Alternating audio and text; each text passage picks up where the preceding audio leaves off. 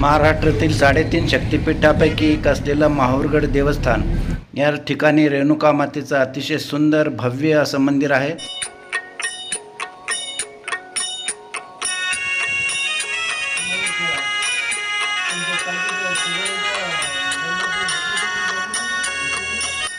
आता आलो माहूरगड येथील रेणुका माता मंदिरामध्ये दर्शनासाठी। अतिशय चढाच्या पायऱ्या आहेत, त्याच्यामुळे दम पण धाप लागत आहे। पण चला आता मंदिरामध्ये जाऊन तुम्हाला रेणुका मातेचं दर्शन या ठिकाणी। या पायऱ्याच्या दोन्ही बाजूला प्रसादाची, फोटोची आणि इतर जे साहित्य असतं त्याची सर्व दुकानं दोन्ही बाजूला आहेत। आणि या ठिकाणी वेगवेगळ्या प्रकारच्या वस्तू, बांगड्या, महिलांच्या आवडीच्या वस्तू या ठिकाणी मिळतात। आता मंदिराच्या अगदी जवळ आलो। नवरात्रामध्ये मोठी यात्रा भरते आणि या यात्रेमध्ये या ठिकाणी आलेल्या भक्तांच्यासाठी रांगेत जाऊन दर्शन घेण्याची व्यवस्था आहे। चला आता पुढे मंदिराकडे।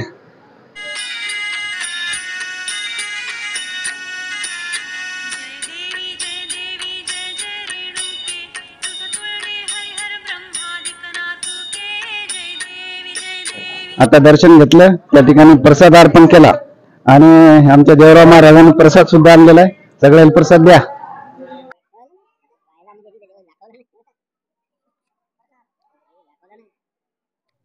रेणुका माता मंदिरामध्ये दर्शन घेतल्यानंतर या ठिकाणी परशुराम मंदिराकडे जाण्याचा हा मार्ग आहे। पायऱ्या उतरून खाली जावं लागतं आणि मग त्यानंतर आपण परशुराम मंदिरामध्ये जाऊन दर्शन घेऊ शकतो।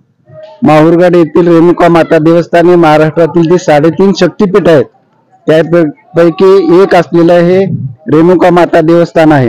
या रेणुका मातेच्या विषयी अशी आख्यायिका सांगितली जाते की जमदग्नी ऋषी आणि रेणुका माता यांचे पुत्र परशुरामजी होते। परशुरामजी बाहेर गेलेले असताना सहस्रार्जुन हा जो राजा होता तो त्यांच्या आश्रमामध्ये आला आणि आश्रमामध्ये आल्याच्या नंतर त्यांच्याकडे बरेच सैनिक होते आणि त्यांनी जेवणाची मागणी केल्याच्या नंतर जमदग्नी ऋषींनी सांगितलं की काय हरकत नाही, किती जरी असले सैनिक असले तरी त्यांची जेवणाची व्यवस्था मी करतो। आणि थोड्याच वेळामध्ये त्यांनी त्यांच्या 500 सैनिकाची जेवणाची व्यवस्था केली, राजाच्या सुद्धा जेवणाची व्यवस्था केली। ती केल्याच्या नंतर त्या सहस्रार्जुन राजाला असं वाटलं की इतक्या लवकर यांनी या आश्रमामध्ये कोणतीही साधन संपत्ती नसताना एवढी व्यवस्था कशी केली। म्हणून त्यांनी जेव्हा माहिती घेतली तेव्हा त्या ठिकाणी जमदग्नी ऋषींनी सांगितले की माझ्याकडे कामधेनू नावाची गाय आहे आणि या गायीच्या समोर जी इच्छा व्यक्त केली ती इच्छा थोड्याच वेळात पूर्ण होते। आणि आता तुम्ही जेवणाची मागणी केल्यानंतर मी त्या माझ्या कामधेनू गायीकडे इतक्या सैनिकांच्या जेवणाची, राजाच्या जेवणाची व्यवस्था झाली पाहिजे अशी मागणी केली आणि लगेच संपूर्ण जेवणाची व्यवस्था या ठिकाणी झाली। आणि हे जेव्हा त्या सहस्रार्जुनानं ऐकलं त्यामुळे त्याला वाटलं की ही जी गाय आहे ही आश्रमात तिचं काय काम आहे, मी राजा आहे आणि माझ्याकडे ही गाय असावी आणि मग मला जे वाटेल ती मी त्या गायीकडून मागून घेईन, असा त्याला लोभ निर्माण झाला। आणि मग त्या सहस्रार्जुनानं परशुरामजी आश्रमामध्ये नसताना त्या गायीला हरण करण्याचा प्रयत्न केला आणि त्या वेळी झालेल्या लढाईमध्ये जमदग्नी ऋषी हे मारले गेले। जेव्हा परशुरामजी आले तेव्हा बघितलं त्यांनी आश्रमाची तोडफोड झालेली, गाय, कामधेनू गाय जी होती ती चोरून नेलेली। तेव्हा माहिती घेतल्यानंतर सहस्रार्जुनाने हे कृत्य केल्याचं त्यांच्या लक्षात आलं।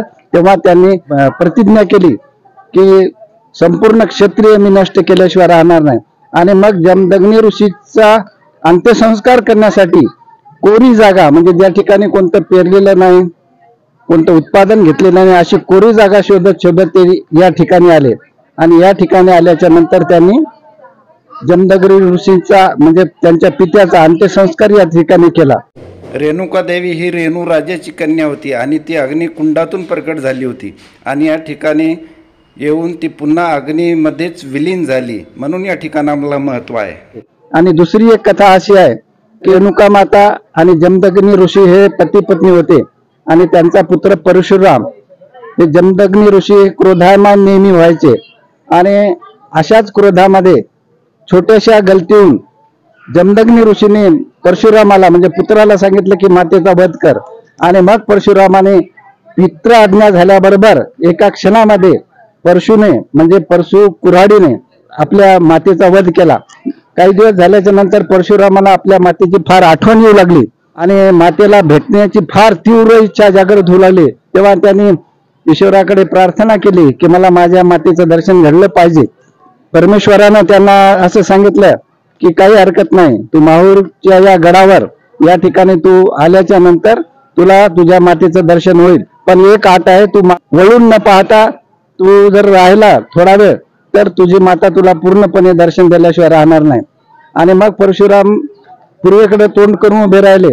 रेणुका माता ही जमिनीमधून वर यायला सुरुवात झाली आणि फक्त शिर वर आल्याच्या बरोबर पण परशुरामाला आपल्या मातेचं दर्शन घेण्याचा फार तीव्र इच्छा होऊ लागली आणि म्हणून त्यांनी मागं वळून पाहिलं. पण मागं वळून पाहिल्याबरोबर जिथपर्यंत त्या मातेचं शिर वर आलं होतं तेवढंच राहिलं आणि बाकीचं धड जे होतं ते वर आलं नाही. म्हणून आजही या ठिकाणी रेणुका मातेच्या मुखवट्याची पूजा केली जाते आणि अतिशय विलोभनीय, अतिशय कांतिमान असं हे मुखोटा मूर्ती आहे. माहूर नाव कसं पडलं याची सुद्धा एक कथा आहे. आणि माता, या मातेचा या ठिकाणी उदय झाला, दर्शन झालं म्हणून ही माता. आणि आंध्र प्रदेशातील त्या काळात याच्या जवळच असलेलं एक ऊर नावाचं गाव होतं, म्हणून माता ऊर, मातापूर आणि माहूर अशा प्रकारे हा अपभ्रंश होत होत आज या ठिकाणी या तीर्थस्थानाला माहूर असं म्हटलं जातं. माहूर गड असं म्हटलं जातं कारण हे संपूर्ण टेकड्यावर वसलेलं देवस्थान आहे. संपूर्ण किल्ल्यासारखं गडासारखं हे मंदिर आहे आणि याच्या बाजूला समोर रामधन नावाचा किल्ला आहे. हा नागपूरच्या रायबागन ही जी सरदार होते औरंगजेबाची तिच्या ताब्यामध्ये होता. अशा प्रकारे हे संपूर्ण देवस्थान आहे. आज या ठिकाणी आलो, दर्शन घेतलं, या माध्यमातून आपल्याला दर्शन घडवण्याचा प्रयत्न केला. जर व्हिडिओ आवडला तर नक्की शेअर, लाईक आणि सबस्क्राईब करा. धन्यवाद. रेणुका माता की जय. आणि रेणुका मातेचे पुजारी जे आहेत शुभम भोपे महाराज हे आपल्या सोबत आहे. रेणुका माता देवस्थान या संदर्भातली माहिती आपल्याला महाराज देतील.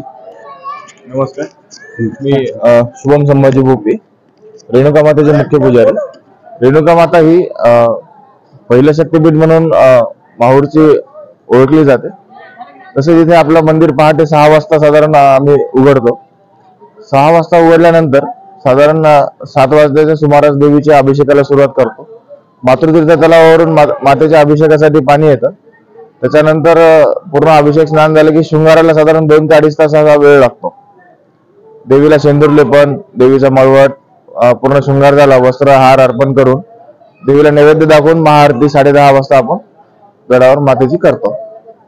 तसेच संध्याकाळी देवीची आरती ही 8 वाजता होते आणि 8:30ला मंदिर बंद होते. रेणुका माता ही इथे स्वयंभू प्रगटलेली आहे. परशुरामांना दर्शन देण्यासाठी ती इथे स्वयंभू प्रगटली. त्याच रूपामध्ये आपल्याला भक्तांनाही सर्वांना दर्शन होते आईचं. शुभम महाराजांनी आपल्याला अतिशय चांगली माहिती दिली आणि या माध्यमातून माहूर या देवस्थानाचं महत्व आपल्या लक्षात येईल. या व्हिडिओच्या माध्यमातून आपल्याला माहिती आणि रेणुका मातेचं दर्शन सुद्धा घडेल.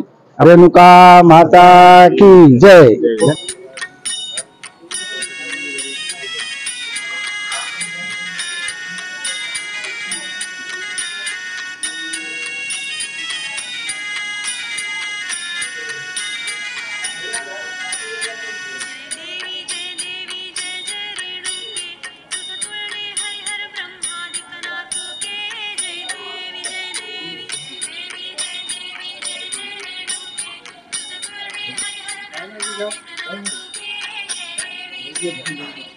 गडावून दिसणारं माहूर शहराचं विहंगम दृश्य आणि वृक्षराजेने नटलेला हा संपूर्ण परिसर.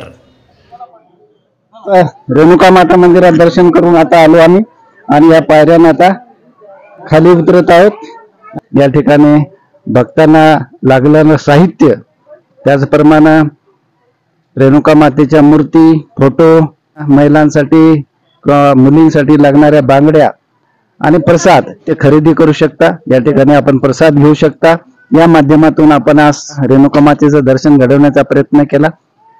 आपण व्हिडिओ आवडल्यास शेअर, लाईक आणि सबस्क्राईब जरूर करा. एवढं सहकार्य करा. रेणुका माता की जय.